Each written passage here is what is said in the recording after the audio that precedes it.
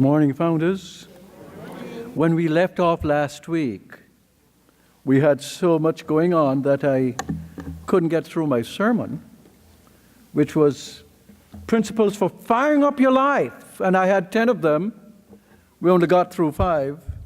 So I promised you that we'd do the other 5 this week. So whatever it is that I had put down for this week, it's gone. This week, we're going to go through all 10, but because I realized some people were not here last week, and I didn't do a test to see if those of you who were here remember the first 5. So I think it's all reasonable that we take care of all of them together. You know, when we read the lesson from the Bible, the thief comes only to steal and kill and destroy. I come that they might have life and have it more abundantly. There is within you that aspect of yourself in consciousness that will rob you of what it is that you need to fire up your life to be who you really are. But the I am, which is the name of God, and which is symbolized in the life of the enlightened Jesus, and certainly symbolized in your life when you are also enlightened, because you too are sons and daughters of the living God. It will bring to you not only life, but abundant life. In other words, we're not just here to survive, we're here to thrive and flourish. But it doesn't happen automatically. It's part of the choices that we must make. Last week, just briefly, I mentioned the ancient Greek character Prometheus, who ascended to heaven, stole fire from the god, and brought it back to humankind. That is an image of what everyone must do with his life. We must find that inner place, the place of the gods, or the place of God, where we can fire up our intention, our purpose, and bring it back to share with everyone, to share with humankind. And that is really why we're here. And if we're not doing that, then we rob ourselves of that living fire within, where we can have a sense of fulfillment about what our lives can be. We look at people who have done this, and they have had to face fear. And so my first principle is the fire of fearlessness. We look at people like Oprah Winfrey, Mother Teresa, St. Paul. These are not people who had no fear, no trepidation, no problems. They overcame those. And so can you. We must understand that fear is a natural part of our response to life. It's a part of our mechanism for being alive. But it is an early warning system of something going wrong. But when we take a warning system to freeze the joints of our forward motion to our intention, then what we will discover is that we have frozen ourselves in this life and we are no longer truly alive. We're living dead.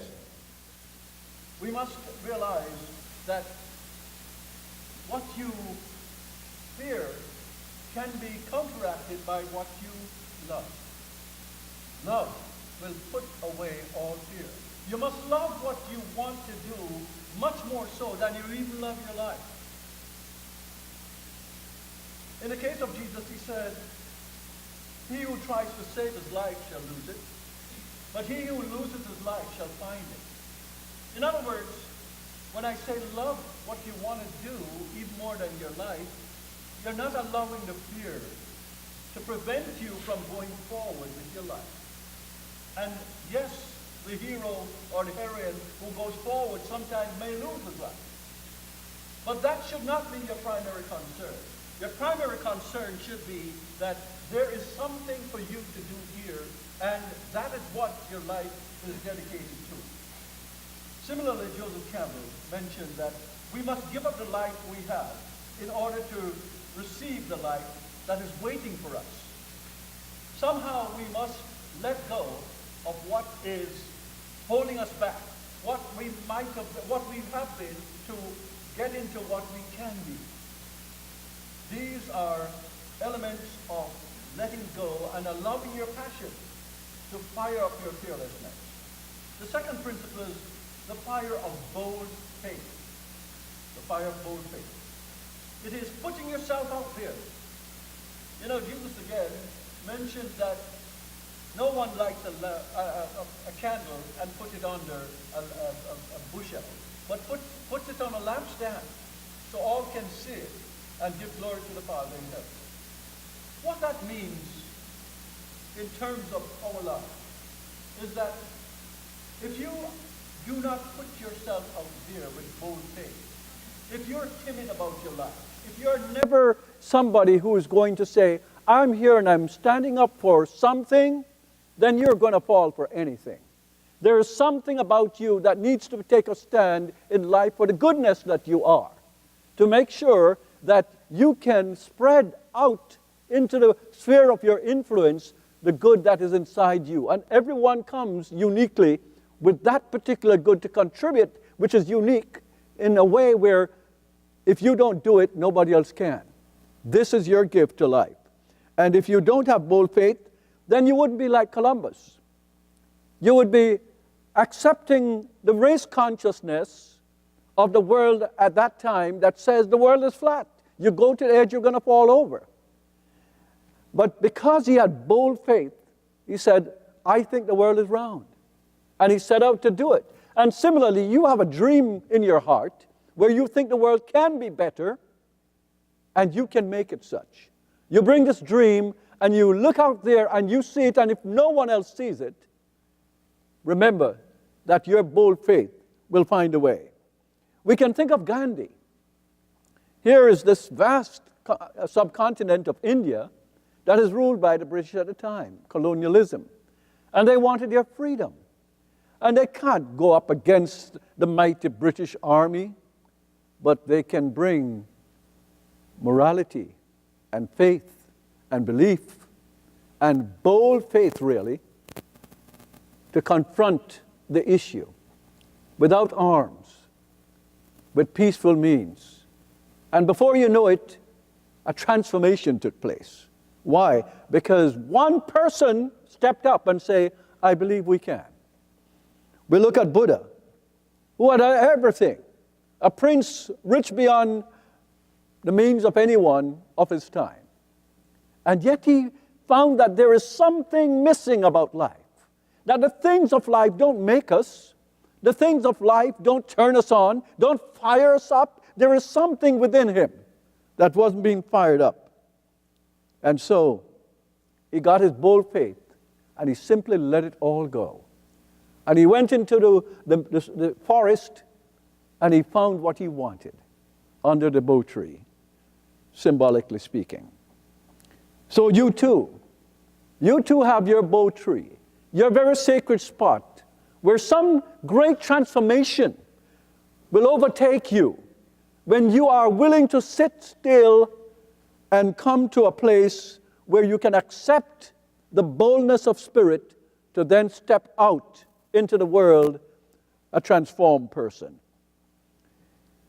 The third principle is fire the compassionate heart. The fire of the compassionate heart. Now, when we meet people every day, we don't really know what's going on with them. And sometimes they come on to us in a way that makes us react. We become reactive. They come to us negatively and, okay, let me flex my muscle. Let me get back at them. Oh, they're punching at me. Let me counterpunch. If you're going to live the science of mind, where science means the way things work, and mind means God, and the science of mind then means the way God works in the world, how would God work in the world? God is love. We have to have the compassionate heart. We must ask the question, even when somebody comes at us badly, how can I be more godly in my response? How can I be more compassionate in my response? When you do not fire up the compassion in your heart, you're dousing the fire. You're putting it out. And when you put out that fire, you become a different person. You become the thief that Jesus mentioned, the one who comes to kill and steal. And it's not a person we're talking about. We're talking about the forces within you that you have released upon the world. When in fact you could release upon the world something much better. You could release your compassionate heart. So begin to look at these negative confrontations as the opportunity for you to grow into a greater aspect of yourself. When you see it from that perspective, then suddenly you're not threatened by it. You begin to realize that life is relational. And you have to watch, particularly when you come into some power in your life. When you come into power, how do you treat people? And are you always looking to put people down or put them in their places? Or are you looking at how it is that you can help to lift everyone up? That is really the responsibility of power. You do not come into power just so you can dominate. You come into power so you can spread the action of the compassionate heart, the action of what it is to live in an environment where people are more loving and caring about each other. Life is relational. And we can look to the golden rule, which doesn't say the one who has the gold makes the rule, but the one that says, do unto others as you would have them do unto you. That's the golden rule. That's the rule that has been around from time immemorial, from Confucius to Hillel to Jesus to where we are right now, and it's still quite valid. We can do this. And if we come with a compassionate heart, the fire of love will be turned on. The fourth principle is the fire of total forgiveness. Oh, that's a hard one. Who can live and not experience some resentment about what has happened and what people have done with them? And I want to tell you that it is a contamination of your consciousness. Now, if you have a car and you never change the oil, and you have all these impurities in the oil of the car, what do you think is going to happen to the car? Is it going to run as smoothly and wonderfully as it might if you change the oil on time?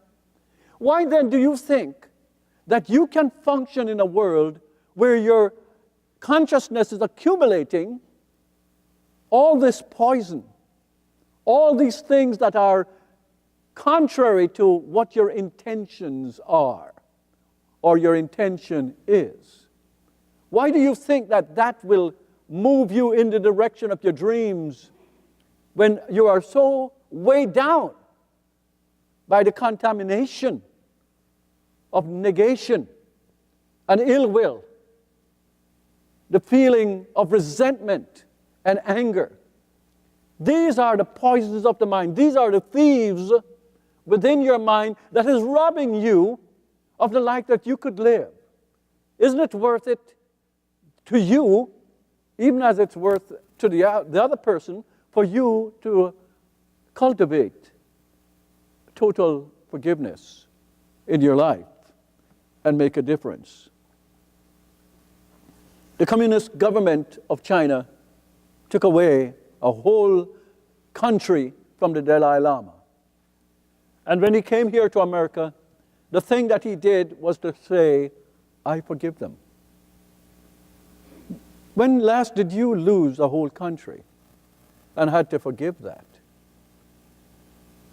You want to tell me that sometimes when people offend you, that you have to harbor within your heart and grow it like a cancer, this feeling of hatred and ill will? Would you be better off freeing yourself from that so you can be who you are supposed to be in this world? Well, you can. And what you have to do is to use the fire of forgiveness and cleanse the doors of perception and if you cleanse the doors of perception, you'll begin to see life as it is, infinite. The fifth principle is the fire of a sense of mission. We must have a sense of mission to fire up in this world. We must know, what is my purpose? At least ask the question. And if you don't quite know it, that's what prayer is for. You should pray until it's revealed to you, because there is a mind within you that knows what to do, when to do it, where to do it, and how to do it, and will do it if we come into a place of openness and acceptance.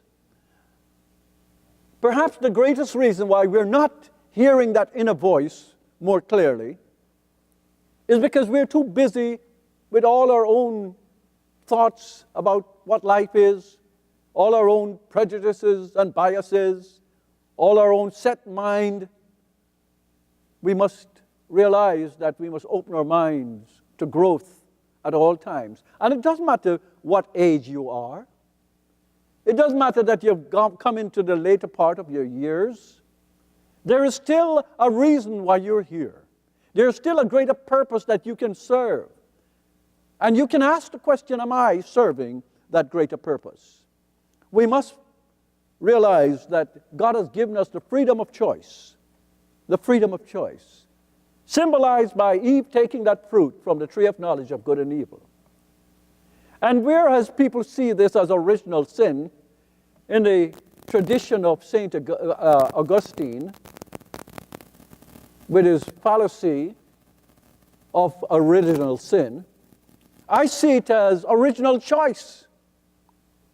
That the intuition within us, symbolized by the feminine, is always reaching out beyond itself to the rules of that particular sphere of livingness.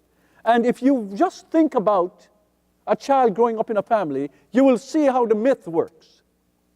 That your parents are the gods of that particular sphere of your life. And they tell you what the do's and don'ts out. But how you're ever going to be an adult, a self-responsible adult, until you can begin to reach out beyond what they are telling you you ought to do, and doing it and discovering for yourself the law of cause and effect, and the law of self-responsibility, where you begin to really understand or go beyond the parents. And that is an image in that myth that people never talk about. They don't understand. And you know about it now. And I'm saying to you that your sense of mission is to reach out beyond the boundaries of what you have already achieved. And it doesn't mean you're in a race with somebody else to be better than them. You only do this if you feel there is something more to you than you have already expressed, and there always is. It's a question of whether you want to give it any credence or not. And I'm suggesting this morning that you can. We have to watch out for ignorance and laziness. You know, the Bible characters and great people of history can show us how to develop a sense of mission. We look and see that fire in Jacob when he began to wrestle with angel, or wrestle with a man, or wrestle with God. These are all images that are rendered in the Hebrew Bible for God. But we have to wrestle with our inner life, with our inner sense of who we are, sometimes, to bring forth that greater aspect of ourselves. We can be like St. Paul, who was already persecuting the followers of Jesus. We call them Christians, but there were no Christians then. There were Jesus followers. Christianity would be formed by the next century. And he had a turning around somehow for what the Acts of the Apostles talk about, seeing Jesus in a vision. I'm not getting into that aspect of it.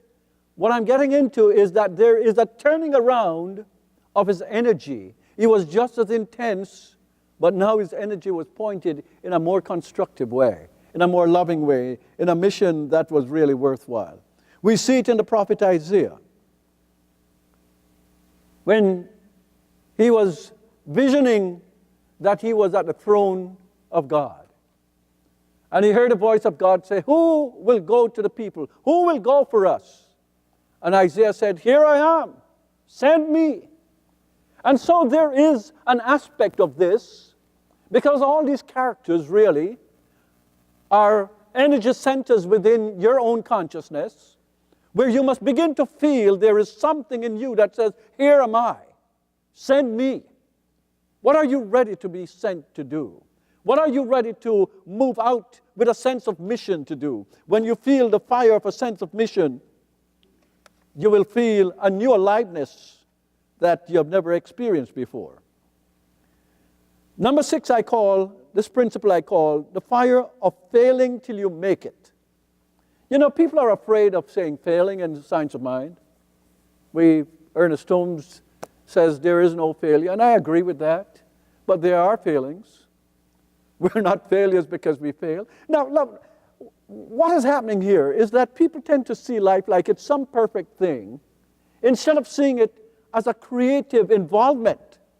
When we read the story of Edison, Thomas Edison, and we read that he would have 1,000 experiments fail before he finds a success, we don't say, "Boy, that Edison is a failure. He's batting 1 out of 1,000. If you bat 1 out of 1,000 when you're playing baseball, where do you think you end up? You're not playing baseball very long, right? So what I'm saying to you is that when you regard your life as a creative enterprise, you realize you have never been where you're going before. So it's an experiment. And Dr. Holmes says you must experiment with a principle. And sometimes when you make an experiment, it doesn't work out, but it doesn't mean that you're not learning how to make it work out. You see what I'm saying? So don't let the fear of failure prevent you from experimenting, from going out there, trying something. When we instituted earlier this month, these financial seminars, it is because of my belief that I don't want people who come to church to think that all you have to do is to pray and finances will come dropping in your lap. There's work to do. And the people who are rich because they understand the science of money. They understand the science of prosperity, and they apply it. And there are too many of us who merely want to pray and don't realize that there is something to do. And how do we know what to do if we don't understand the principles?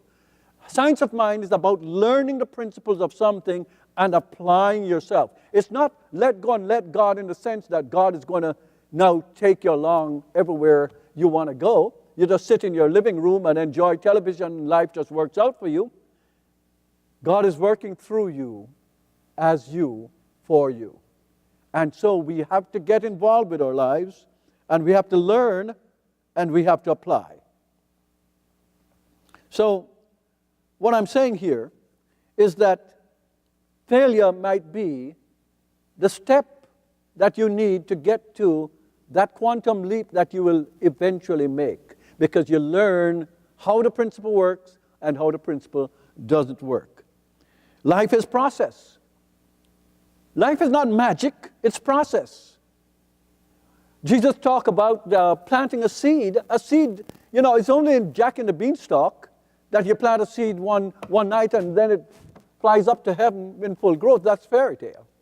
But when you plant a seed out in your yard, it takes a while to get up there, doesn't it? When you plant things, those of you who plant things at home, you know that. When you have a child, the child doesn't turn on by the next day. Does the child? If you want muscles, do you just sit home and pray? Or do you go to the gym and work out? If you're hungry, do you just pray or do you eat? I am saying to you that there's a part that God does in consciousness, but there's a part that we do in fact. We need to do the right things to go along with the right prayer. Ernest Holmes says, let your work be the extension of your prayer. That's what it is. It's not just, okay, God, I prayed. All right. I sit on the mountaintop. Just hope that it doesn't snow while you're up there. So, my friends, we must continue to not be afraid to fail until we make it, because we will. Number 7, yet sometimes I miss them. The fire of laughing at the small stuff. You know, some people don't have any sense of humor. As the minute something goes wrong, oh my God, the world is falling, the sky is falling. It's all small stuff. We need to lighten up. We need to realize that, okay, so I made a terrible mistake here. Okay. The question now is, what can I do about it? Not how can I suffer because of it. What can I do about it? How can I amend this? How can I change this? Ernest Holmes once said, I do not take myself seriously, but I take my work seriously.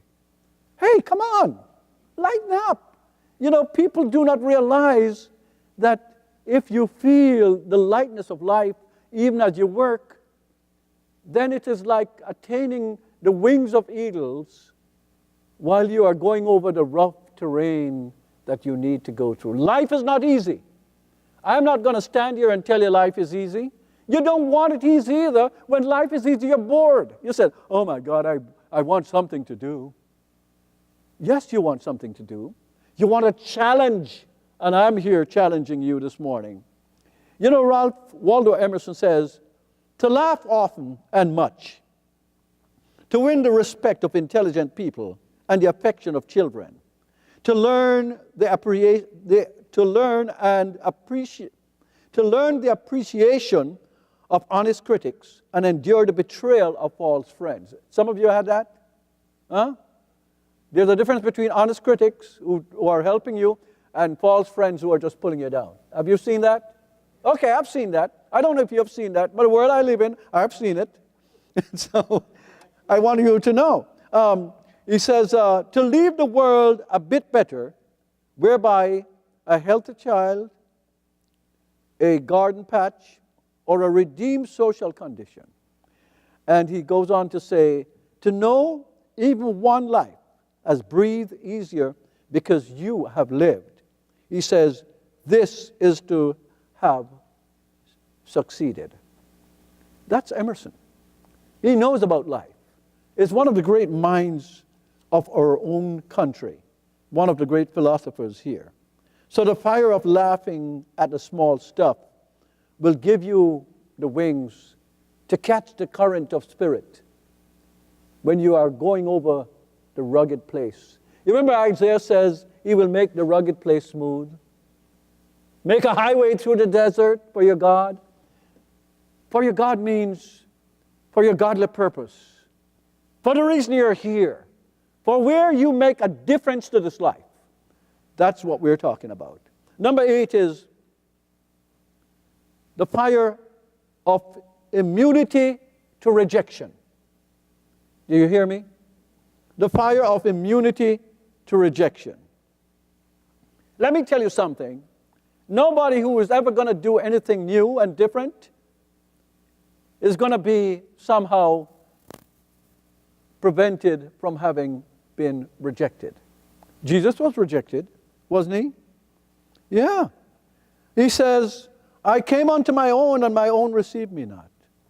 In John 4:44, Jesus says, a prophet has no honor in his own country. Does he know something about rejection? I'd say he knows something about rejection. What about J.K. Rowling, where not only did she get rejected by 12 publishers, one of them had the temerity, I say, to say to her that a writing class may help. A writing class may help. The woman now can't, this is when she had no money, and she didn't even have enough money to write back to these people to tell them where to go and how warm it is. So, what I want you to know is that all these heroes that we admire now didn't just arrive. They didn't just born with a gold spoon in their mouth. They didn't just have it all easy. And the ones who had it easy, like Moses and the Buddha, they gave it up.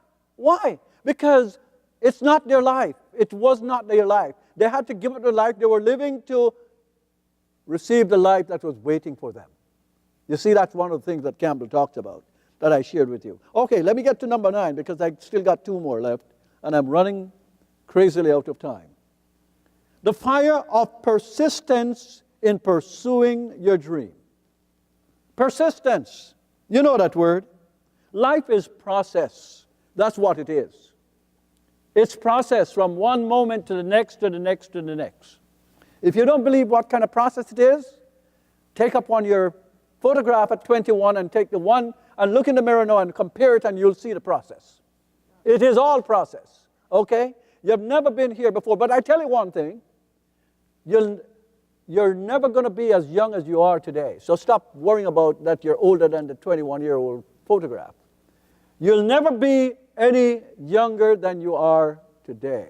So you're young enough to do the work that needs to be done. Process needs persistence. Persistence needs discipline. Discipline needs purpose. Purpose needs love. Did you all write that down? No, you didn't write it down. But that's all right. You have to persist. Find out what I just said. Now, you can't change anything without persistence. All of us know what it's like. Okay, here comes January. I started dieting. I start, what else do we do? I go to the gym, and boy, are we gung-ho. Well, gung and ho got to go by February. Because by February, we don't feel so motivated anymore. All the foods that we thought we weren't going to eat, they're back in the refrigerator. And we don't let them stay in the refrigerator that long because we don't want to waste our money. You know, where is the resolution? Where's the persistence? I'm telling you, if you're going to fire up your life, it's not going to be done overnight. It's not going to be done with one resolution. Every day you have to come back and you have to resolve again. When you look in the mirror, you say, you know, this is the new me, and this is what I do, and this is how I go. If it's going to be health, take a look at what you're eating all the time. Do you need all that stuff? Could it be better? Where's the exercise in all this? Where's the rest in all this? If it's finance, have proper regard for your money. Are you just growing it or just letting it rest on 0.2% in the bank? You know, come on. Learn something about it. Come out to the seminar. Get crazily progressive. Is that a wrong word? I don't know if it's a wrong word or not, but I love it. You know, what we must understand, if it's in relationship, look at how you treat your relationship. And particularly look at the relationship of people that you find it hard to get along with. Say, okay, God, I see you're giving me another opportunity and I thank you for it. Can you do that? I see you're giving me another opportunity and I thank you for it. And mean it. Not just have the words going, mean it. Calvin Coolidge said, nothing in the world can take the place of persistence. Talent will not. Nothing is more common than unsuccessful men with talent. Genius will not. Unrewarded genius is almost a proverb. Education will not. The world is full of educated derelicts. Persistence and determination alone are omnipotent. Persistence and determination alone are omnipotent. So, my friends, the fire of persistence in pursuing your dreams must be burning brightly in your soul. And finally, I come to number 10, whether you believe it or not that I was going to ever get here. The fire of knowing your past is a ladder to freedom. Now, let's assume that there are some things in the past that you didn't do too well. You can either have that weighing you down, or you can say, I am a learner. What is the takeaway? What is the lesson? Let's say you invested and some things didn't work out. You can say, oh, I'll never trust anybody again. Well, you know, in the first place, you have to trust yourself. It's not a matter of trusting somebody. You have to trust yourself. In business, it's not a matter of trust. It's a matter of agreement. You have proper agreements, you move forward. It's not a matter of trust. But in your fellowship and friendship, yes, there must be that trust. And trust doesn't mean that everyone has to behave according to what you think they must do. It means that you must behave according to what you think you must do. It is the way we set the bar for ourselves. Now, William James said, the greatest discovery of my generation is that a human being can alter his life by altering his attitudes of mind. We start the success, the burning of that fire here, not out there. It's not a matter of what's happening on the outside of you. What matters is what is happening on the inside of you. If you can't take care of the inside, you'll never take care of the outside. James goes on to say, I have often thought the best way to define a man's character, which I call his spiritual consciousness, would be to seek out the particular mental or moral attitude in which, when it comes upon him, he felt himself most deeply and intensely alive and active. At such moments, there is a voice inside which speaks and says, this is the real me. I am calling on you this morning to look at these 10 principles, to understand how you can arrive at the real me. The 10 principles are the fire of fearlessness, the fire of bold faith, the fire of the compassionate heart, the fire of total forgiveness, the fire of a sense of mission, the fire of failing till you make it, the fire of laughing at the small stuff, the fire of immunity to rejection, the fire of persistence in pursuing your dream, and finally the fire of knowing your past is a ladder to your future. God bless you all.